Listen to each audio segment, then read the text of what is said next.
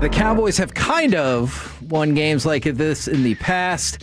1984 against the Saints, 1999 against Washington, and 2014 against the Rams were the other three 21-point comebacks in franchise history. But if you look at the math, you're down. Oh, here comes Kevin. Let's look at the math. This is what makes it all the more impressive. Oh, okay. You're down. Golly. You were down 21-0 with 5:07 left in the first half. And at that point, the Cowboys had a win probability of 3.3%. Wow. But Corey, by the end of the game, what was their win probability? 100%. Hell yeah. Quick update on the Bengals. You had mentioned it looks like Joe Burrow was going to play, especially since he was not able to play in their last game when a lot of people thought he would. But Zach Taylor has also said T. Higgins with a concussion is going to be out on Thursday against the Dude, that looked bad, man, when he hit. That looked real bad. Very bad. I agree with you on that. It's time for Dallas Cowboys, thank you and no thank you notes. And it is a fascinating dynamic today because it feels like if you only watched the first half, you would have nothing but no thank you notes. But if you only watch the second half, you would have nothing but thank you notes for the Cowboys. So I think we'll probably mix in a little bit of both. And I'm going to start with this. No thank you to Jalen Hurts and A.J. Brown for apparently mending their divide on the first drive of the game. Like, it looked like, they were like, oh, I don't want to talk about this. I don't want to blah, blah, blah. That first drive, they were unbelievable together. A.J. Brown had a tremendous release off of Deron Bland to just cook him for a touchdown. He had less than 50 yards receiving in 6 of their 9 games that season. By the end of the first quarter, he had 66 yards and a touchdown, and it really looked like he had a second touchdown until there was a penalty on that. So no thank you to Jalen Hurts and A.J. Brown for a while for just really pissing me off. And no thank you also to Devontae Smith for making like that exceptional catch down the field. Yes. It was 3rd and 12. Yeah. And they said, screw it, throw it 60 yards downfield. They did. How often do you see that now, though?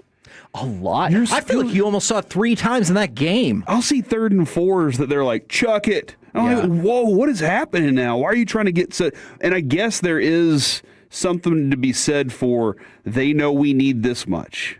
And now we've created space for ourselves because of down and distance. They know we need 3rd and 4, so let's go. They're going to play up, and we're going to take advantage of that by going over the top.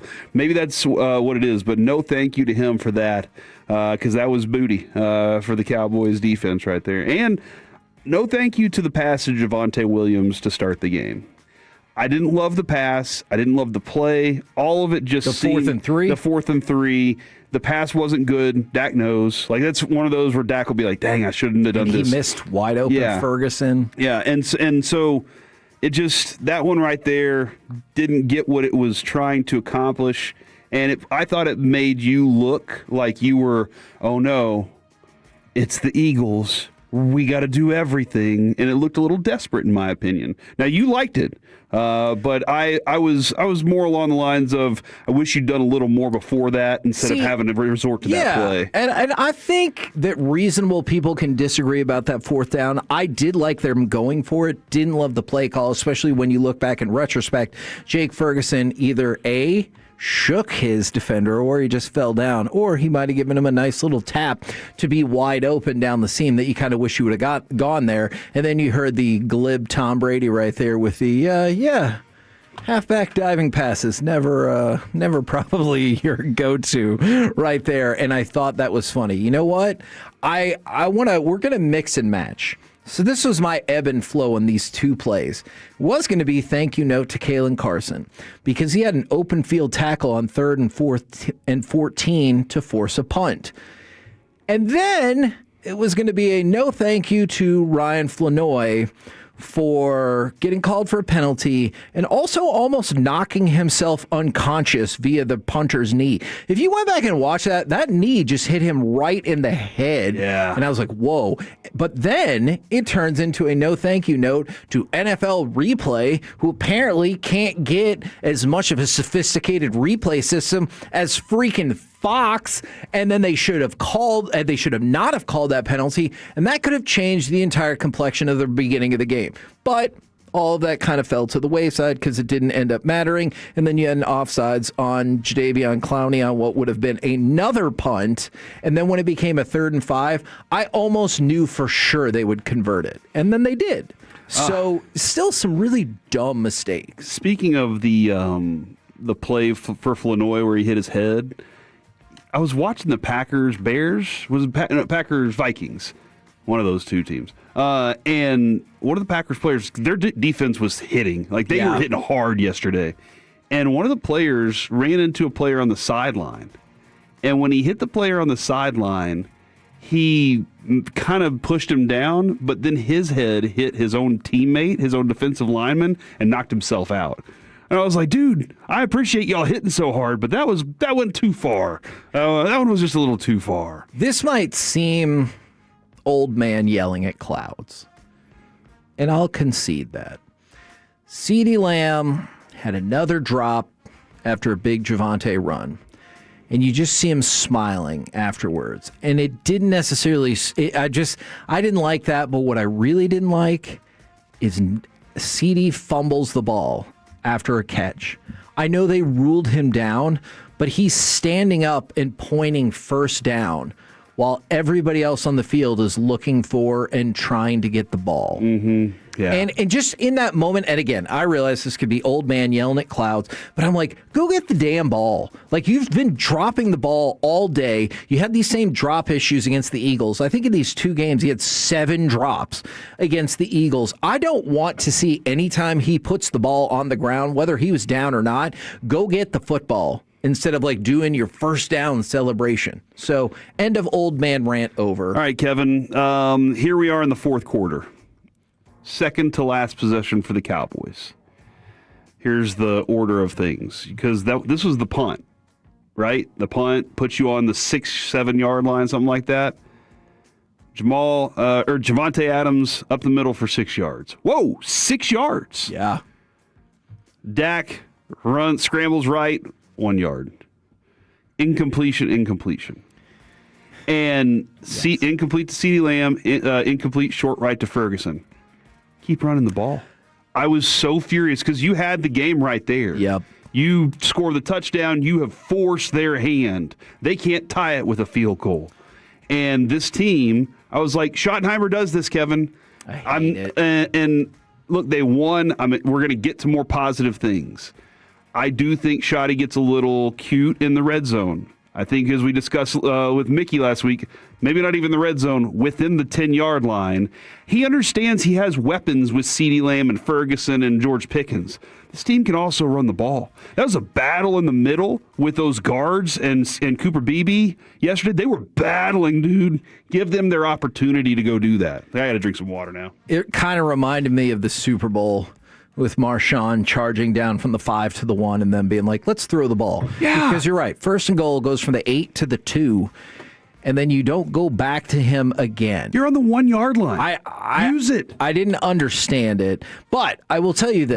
But if he was hurting, yeah, that's another thing I don't know, because Nick Harris just told us he was kind of hobbled around a little bit. And I can see that, but I could also see Javonte Williams being like, yeah, I'm hurt. No way in hell you shouldn't give me the ball right now. Give me the ball. But if you want a plethora of thank you notes, look at the very next possession.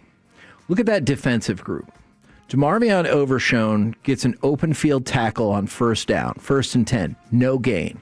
And then what happens? You get another tackle from DeMarvion Overshown on 2nd down to force a 3rd and 2. And I realize you still gave up 8 yards. I hear you on that. But thank you note to force them into 3rd down.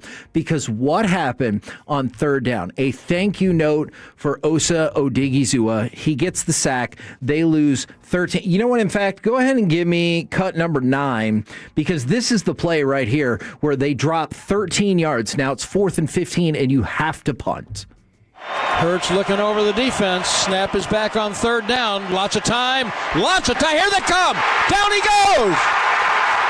Oso Digizua.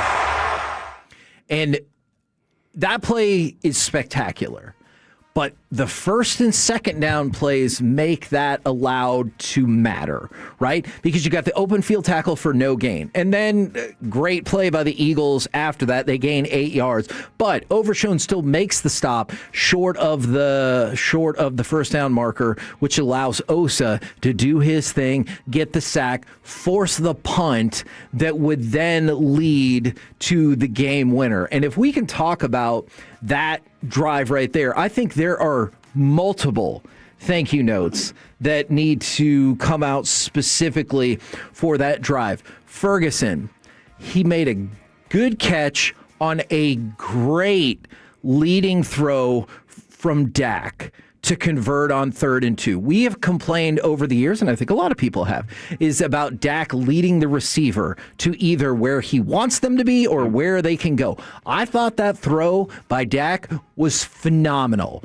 because it not only was exactly where only Ferguson could get it, it led the way to spring Ferguson for even more yardage and put them in field goal range. And then the George Pickens catch after that, another strong throw by Dak. But George Pickens got it because he never fails, it feels like.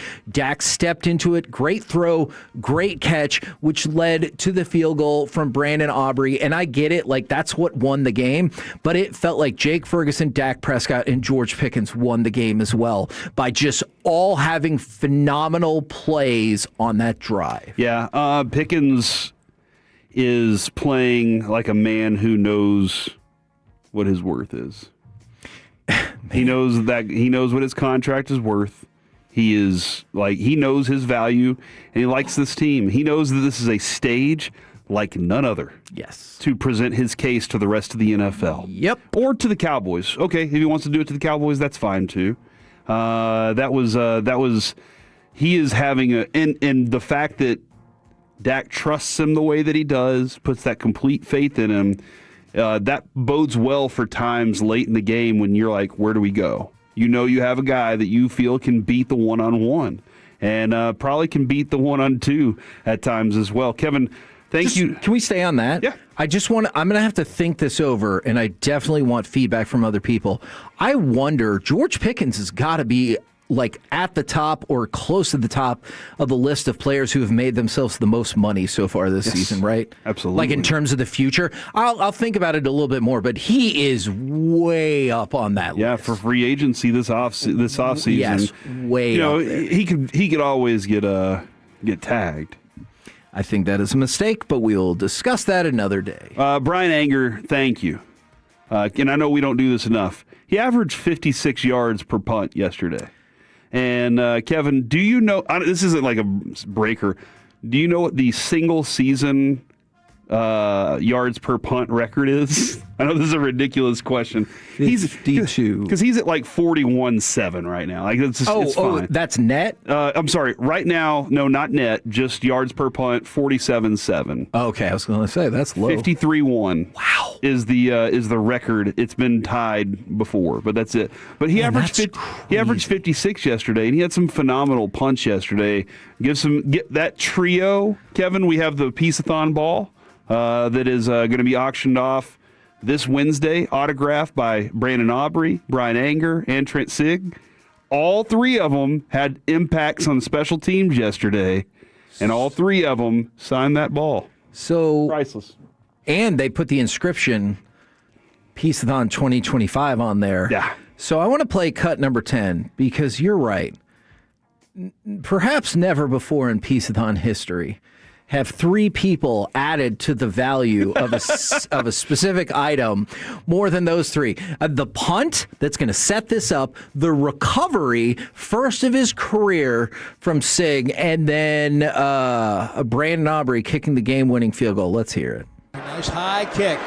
Gibson drifting back. He's going to field it at the 3-yard line. Starts left, goes right, gets away from containment, and then he's tripped at the 10. And the ball's out! And the Cowboys, I think, are on the ball. The Cowboys are on the ball at the 7-yard line. It was a phenomenal play, but also a Clark just getting worked on his way down to the field and being like, don't care. And Bell had huge hits after that really terrible decision to field that punt at like the 1.5 yard line. Look, don't ever field a punt inside the 5. You stand at the 5. The ball goes over your head. You take your chances however they may. Unless, like, there's 5 seconds left and you got to run back, whatever. But, like, that was a terrible decision to field that ball and a great play by the Cowboys. I don't know if anybody's going to give this guy a thank you. Because there's not a single stat on his stat sheet on his sheet that says, hey, great job. But it seemed like Dante Fowler Jr. was in Jalen Hurts' kitchen throughout the night. Can I give you a stat? Since you brought it up, this is not a real stat, but I specifically noted Dante Fowler. He drew a hands to the face penalty from Lane Johnson's replacement that forced a 2nd and 17. But here's the key.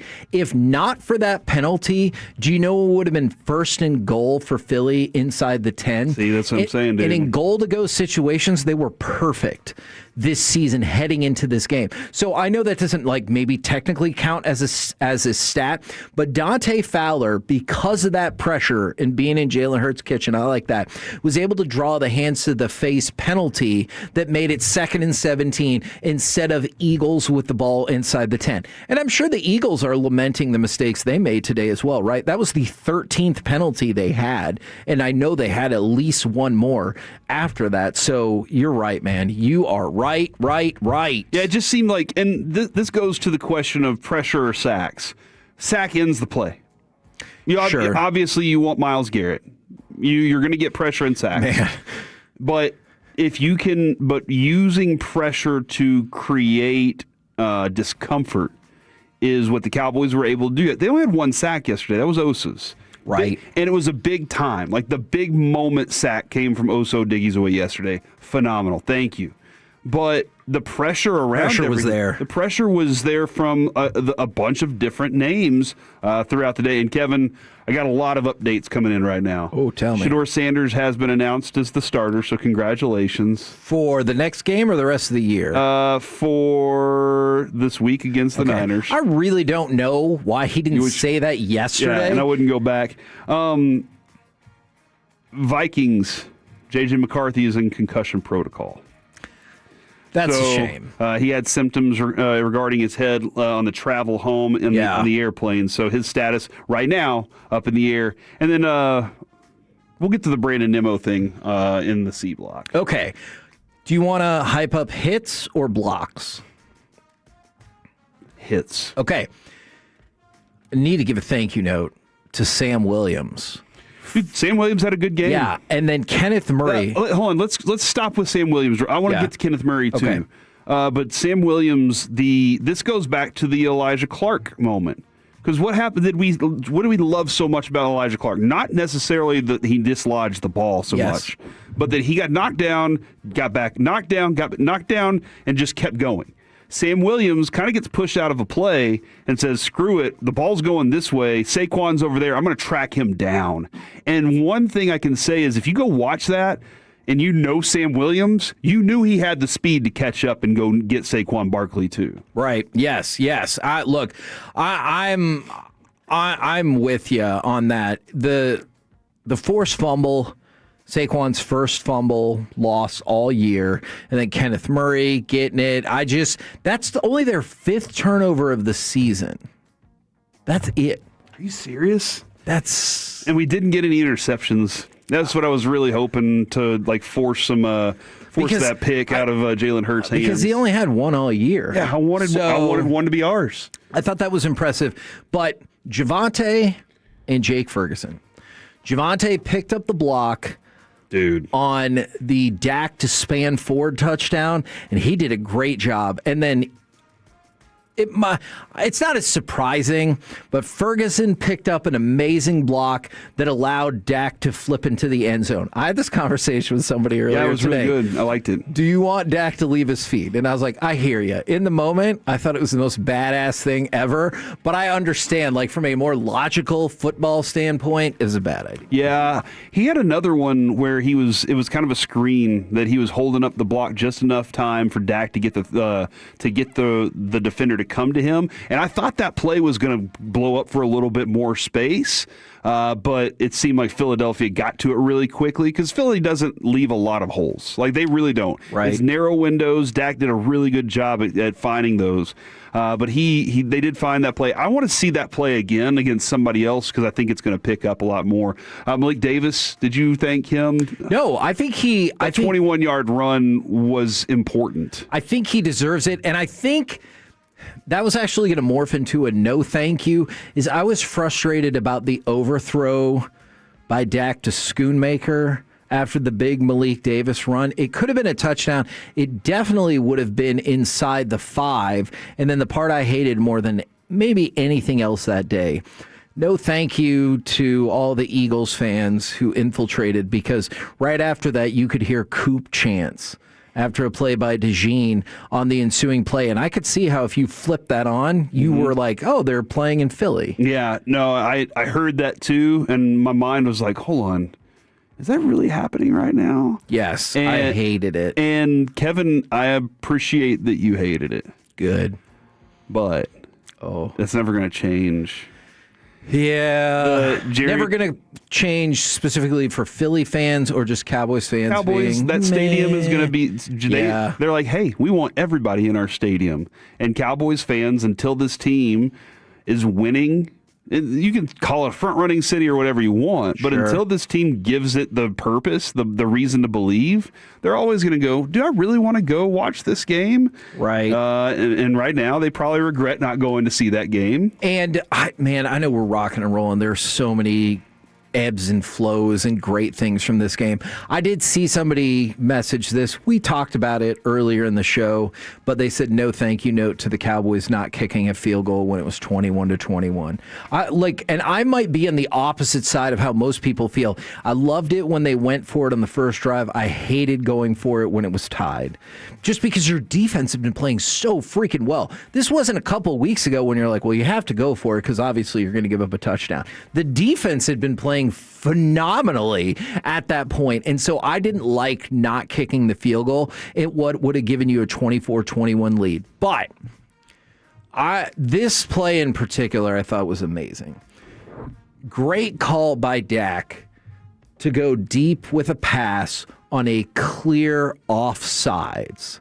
So it was like you almost had run into an interception before that, but it was a clear offsides. Dak saw it, registered it immediately, goes deep downfield, and CeeDee Lamb makes that insane twisting 50-yard catch while being interfered with, and that was the whole thing. And you're like, how do you make those catches after you drop some of the run-of-the-mill ones? But I just thought, really heads up, high IQ play by Dak to immediately know, that's it, let's take a shot. Yeah, Aaron Rodgers has been so good at that his whole career. Yeah. It was frustrating that your quarterback never was as good. Like, seriously, it seemed like Romo and him, it took Romo a long time for that to trigger, And Dak's kind of in that place now where he's veteran, he's seen it all, he's doing those things that make you feel confident there.